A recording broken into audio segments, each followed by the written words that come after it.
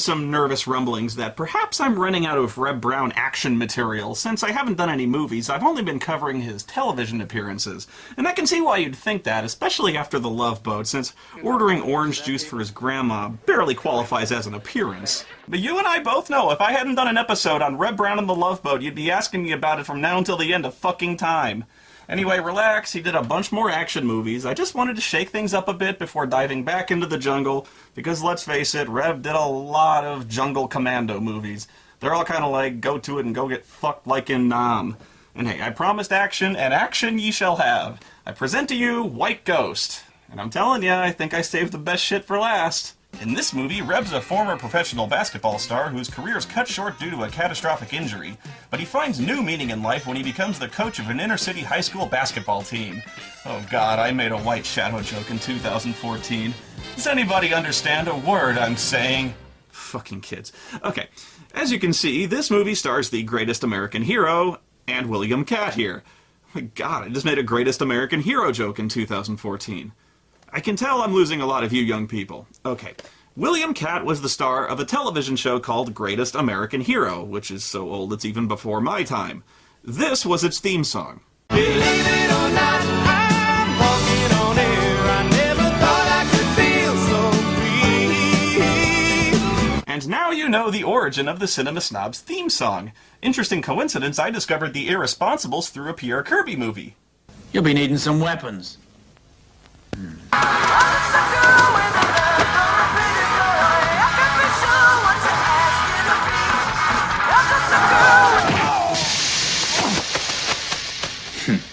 What a useless guy.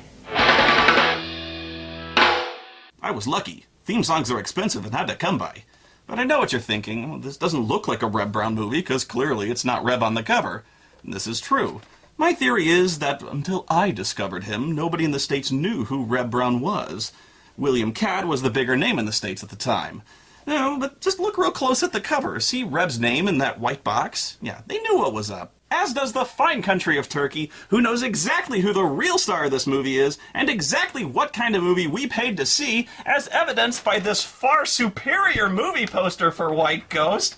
This is the shit right here, man. I mean, look at this. Gee, I wonder which movie I'd rather see.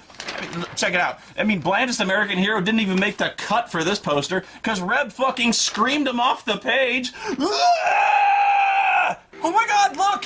It all makes sense now! The White Ghost is Yor, the hunter from the future! Lost in the world of past, in the echo of ancient blast. There is a man from future, a man of mystery. No trace to lead the way, in his search for a yesterday. Misty illusions hiding its aim, its destiny. Actually, it looks like Yor got a perm. Check out that fro, man. He's got Brock Sampson hair now. Yeah. Got taken as a POW in Nam. Kind of a bummer at first, but hey, at least I got an endless supply of people to punch in the dick. Oh man, that's not Reb. Boo! Fake Yor! Anyway, the movie starts with fake Yor sifting through some old helicopter wreckage for scenes from Predator to ripoff or something. Jim Hopper. My question is, even if he finds something useful, where's he gonna keep it without any pockets? Whoa, look out! Jungle gank! I hate that! Ow! Not my weird, impossible to comb blonde fro! Ow! How does that feel, you ugly woman?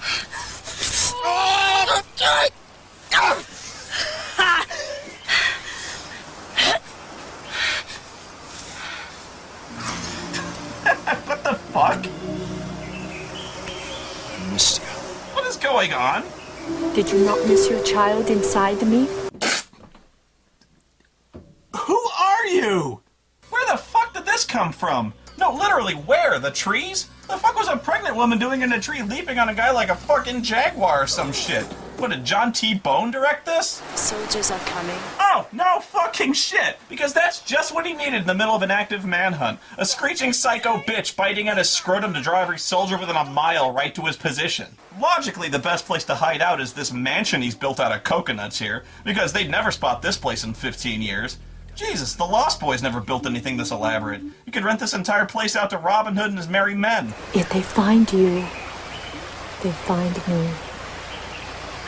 And our child. Well, the radio still works after 15 years, because they're almost indestructible.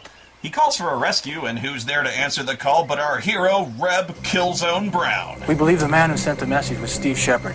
Rumors of a white ghost have been circulating through various parts of Indochina. Why is he nude? It is their belief that this ghost roams through the jungle, collecting souls of American soldiers who never return. Yeah, but why is he nude? What's his current position? Here, sir. In Vietnam. And apparently he's doing all this virtually naked in one of the most horrible jungle environments in the world. Dude, there's probably mosquitoes the size of Nazgul Felbeasts here. Jesus Christ. The guy would have shat himself to death of malaria within 10 minutes of getting his fucking pants off. He ought to be so scarred and crippled with dengue fever by now, he'd look like the guy who hit the toxic waste in RoboCop. Another reason to wear pants in the jungles of Vietnam. 6-foot-tall white ghosts make easy targets for snipers when they contrast perfectly with the green everything else in sight. Anyway, you'd think, since the whole reason he's sticking around Vietnam is to recover the tags of soldiers missing in action, that this would be a major focus of the plot. Like, he stumbles across a camp full of prisoners alive and wants to bring them back to the States and basically just rip off the plot of Rambo 2 all over again. But nope, that doesn't happen. In fact, it has nothing to do with anything. It doesn't even have anything to do with the bad guys trying to kill him. Yeah, these guys. See, Reb decides to send a team of mercenaries to extract Shepard instead of regular army, because it's the only way, apparently. What about diplomatic channels? We get it. Well, we can't send in any troops. I say we leave. Pretend we never got that message. You can't do that.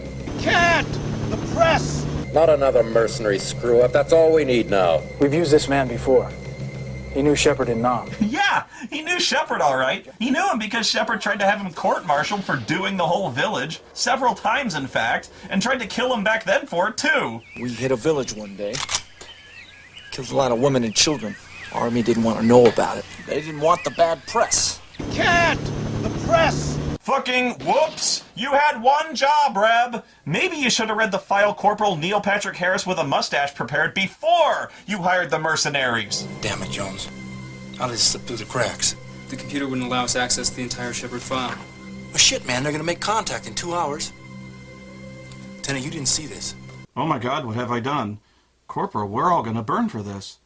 There's really no middle ground with Reb Brown's acting, you know? He's either barely awake or screaming like a berserker! White Ghost, come back. Come back, White Ghost. You know, Reb, typically when people are having trouble hearing you over the radio, they talk louder. And hey, talk about plot holes. Shooting a radio with that little thing? They're almost indestructible. Get me a plane. I'm going to Thailand. Yes, sir. Anyway, you want something done right, you gotta do it yourself, so Reb gets on a plane. Walker's squad of bad guys include Jesse the Body Ventura, Marky Mark, Tug Speedman from Tropic Thunder, and Sting from Space Mutiny. Walker? You son of a bitch! Well, I guess he's still mad. Back to the 4-story treehouse. Alright, he set up a self-destruct mechanism. Oh, he could have used a fuse or a timer or something boring. I mean, we see he has all that stuff just laying around. But the Rube Goldberg shit in the trees is just so much more fun. What is that, a bowling ball? A coconut? But anything could have set that off. What if there was a storm and the wind knocked the tree branch? What if a fucking monkey took a shit on the...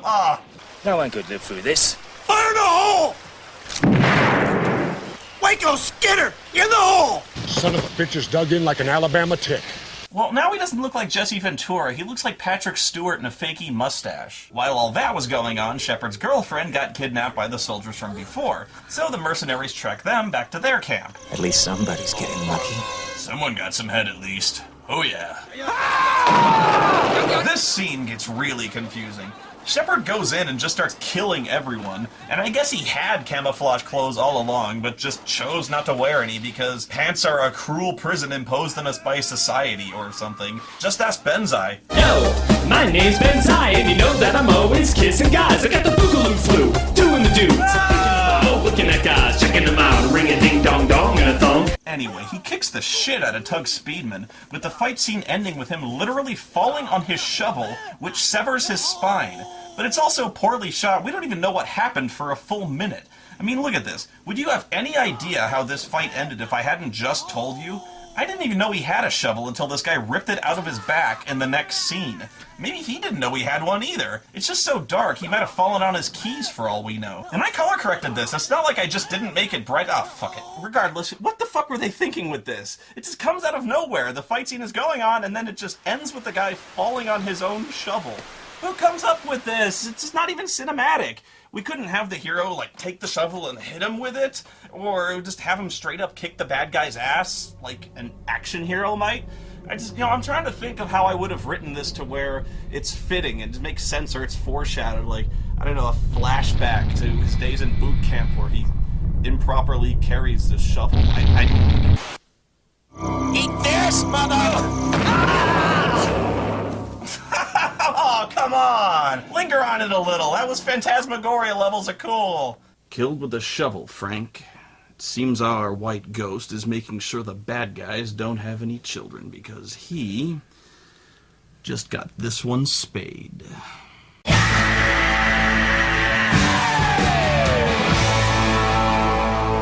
Ooh, there he is!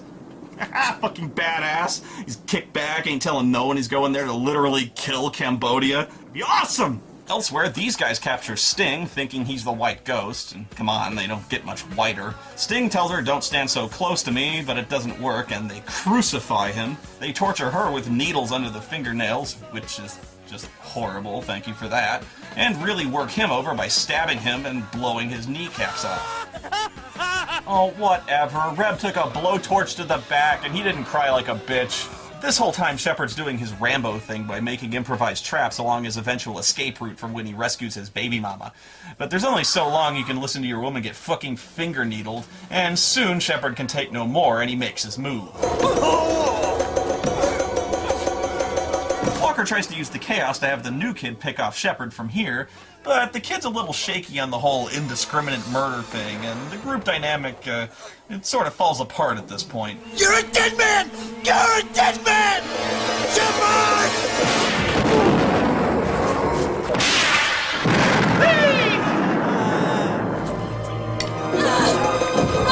Oh my god, that's sick, man, that's sick! Who goes right for the dick with a pair of scissors? I mean, I know they put needles under your fingernails, but that shit ain't right. Hey, the guy in the bathtub is still there. That's actually really good continuity. Fuck! Why can we not hit him? Oh, wait, what? Did he just run into his own trap? He just ran into his own trap! That's you fucking dolt! I've never seen anything like that in my life.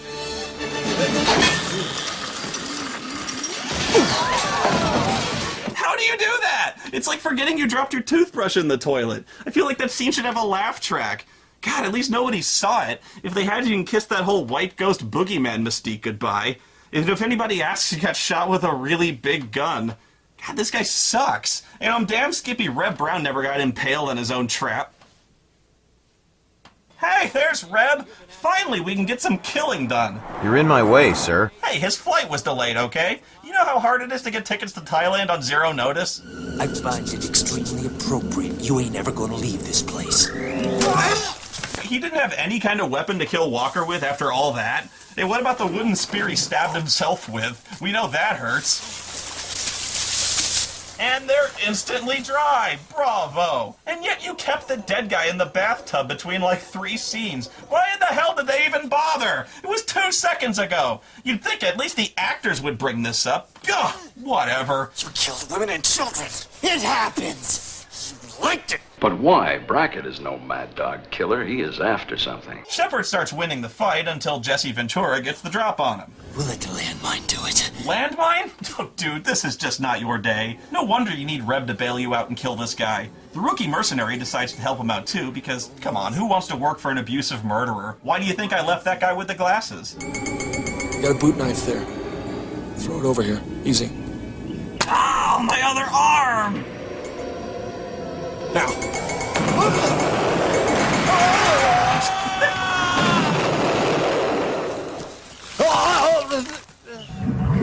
Ooh, nasty. Freelick jumps into the pit to gather the treasure. How much does Freelick get? It's a trap. No, The pit is filled with sharp, gem-encrusted spikes. Freelich, the fanatic of Glossamere, is impaled and dies. And chalk up another bad guy death to complete accident. Sort of anticlimactic when the hero's not the guy killing the villains. They're just really unlucky, you know? I'm sorry, I just can't get over the shovel auto impalement. It's so stupid it wouldn't even happen in a Final Destination movie. I can't reach it. No, don't leave me. I ain't got time to bleed. Extraction's in 1 hour. Anyway, after all that, Shepard still has to go back and rescue his girlfriend. Trust me. So he and the kid regroup and uncover their... Jeep? What? Where the fuck did the Jeep come from? Did the mercenaries bring that? How? Look at the stash. What? It's his? Oh my god, it's his! Bullshit! After 15 years in the jungle, it's in perfect condition? Oh, and all the guns too! Oh, fuck you! What, there wasn't enough room in Wayne Manor for an attached garage? Why was this not the first thing you went for when your girlfriend was initially kidnapped? Why were you dicking around with the spear traps when you had a working Jeep with a mounted machine gun and a fucking grenade launcher? God damn it, Red Brown better come save this guy, and it better be fucking awesome! You know, but don't get me wrong, the build-up to this has been great, you know? It's been like a series of Dragon Ball Z where every now and then they keep showing Goku and he's working out like a fiend, and at the end of the final battle is fucking apocalyptic as shit, and the wait's been totally worth it, you know? Like, so they're doing the right thing, you know, but they better fucking hurry up because we're at the final battle now. He needs to show up, you know? I know it's going to be totally worth it at the end, and I know he's going to show up and he's going to be riding a steel Pegasus that breathes fire, and he's all greased up and naked and screaming and firing machine guns in both hands, and it's going to be great, right?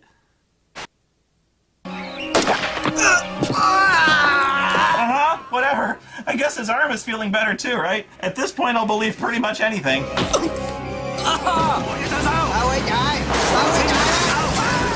Driving around, spraying a machine gun one-handed in random directions. This kid drives around like I do playing Grand Theft Auto.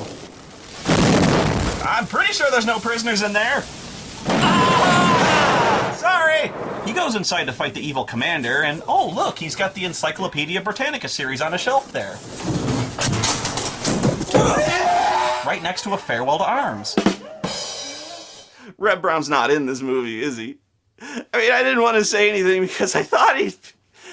But I swear to God, I thought this movie was going to be balls to the wall Red Brown. I mean, can you blame me? I was doing research for this movie and I saw this. And I got so excited. I mean, this is perfect, you know? But you lied to me! You lied to me, Turkey, because every single thing about this poster is a fucking lie. It says White Ghost, but there's no Red Brown in this movie. And I don't know who the fuck these two people are. Who the fuck are they? Because they're not in the movie. And this doesn't happen in the movie. Nobody gets carried out of an exploding village. What the fuck, Turkey? Let's get one thing straight, Turkey. What happens next is your fault. It's your fault because you made it personal. You want a war, Turkey? Well, you got one. You better get ready to reap the whirlwind, you Turkish motherfuckers. You make your peace because I'm coming, and I'm coming to get you. But I just want to know why. I just want to know why you'd lie about Red Brown being in a fucking movie. Why? Just so I'd watch it? Just so I'd review it? Just so I'd keep watching to the very, very end? To the very end, just always asking, where's Red Brown? Where's Red Brown? Where's Red Brown? Where's Red Brown? Where's Frank Stallone? Where's Frank Stallone? Where's Frank Stallone? Where's Frank Stallone? Where's Frank Stallone? Where's Frank Stallone? Frank Stallone! I knew it was you, you son of a bitch! It was you all along!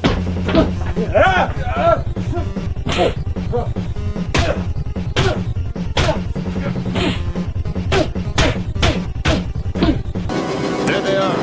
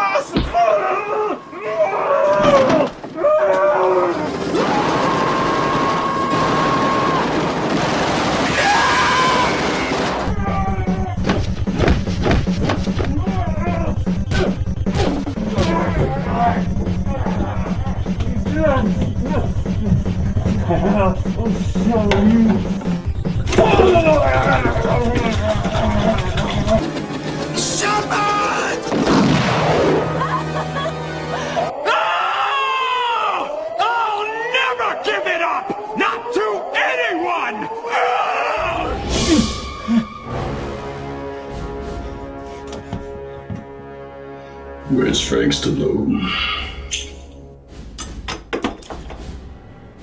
Everywhere. This is the end. You made your choice and now my chance is over. I thought I was in. You put me down and say I'm going nowhere. Save me, darling. I am down, but I am far from over.